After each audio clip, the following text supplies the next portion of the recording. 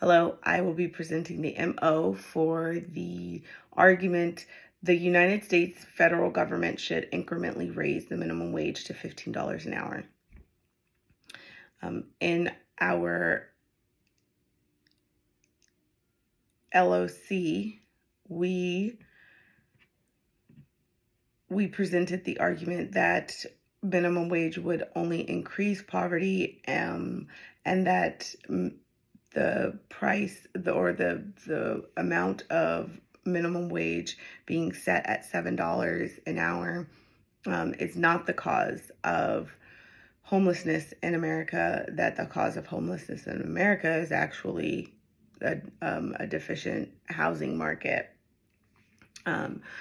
And this would only be exasperated if we increased the minimum wage, because the cost of materials would skyrocket, in the hopes that businesses would be able to recoup some of the costs of having to increase wages in order to stay open.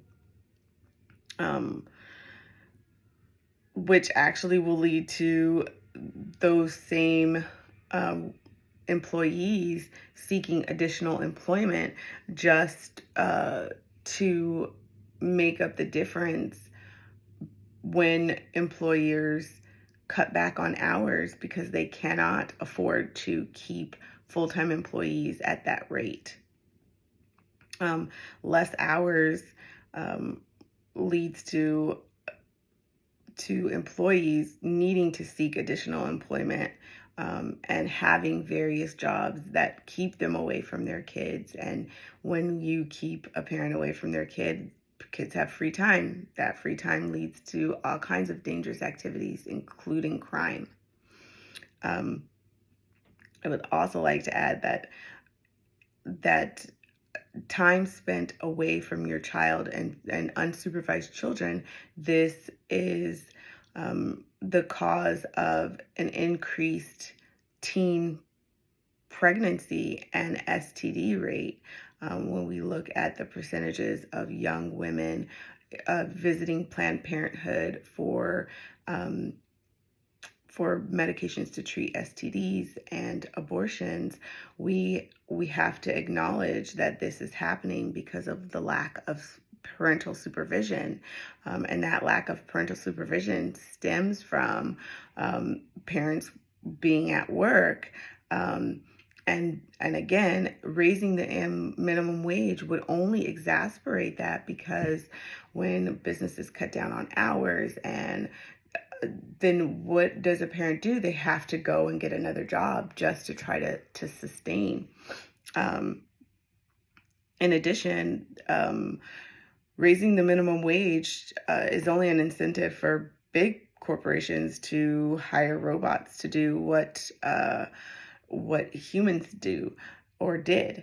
We see that with self-checkout.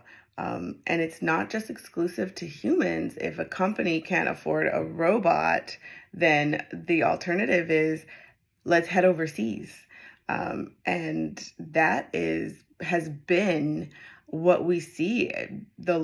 When it's imposed upon employers to compensate their employees at a higher rate, we see them do cost analysis and take their business overseas because of the fact that they can pay the workers less.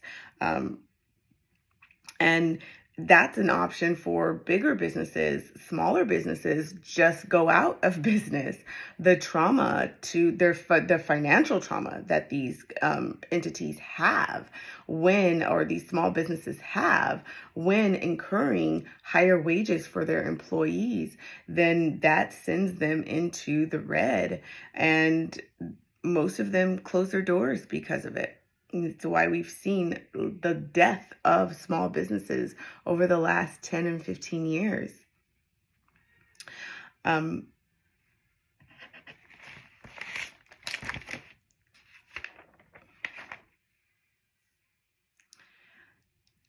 And, as we look at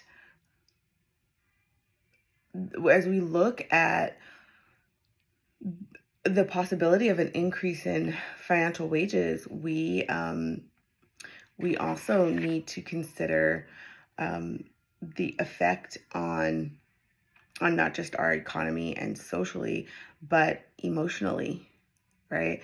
If if a worker has to work more hours to supplement the hours that they had before coming from one or two employers, versus now I have to have three or four because employer two cut my hours, then what is the emotional and mental state of mind for these individuals?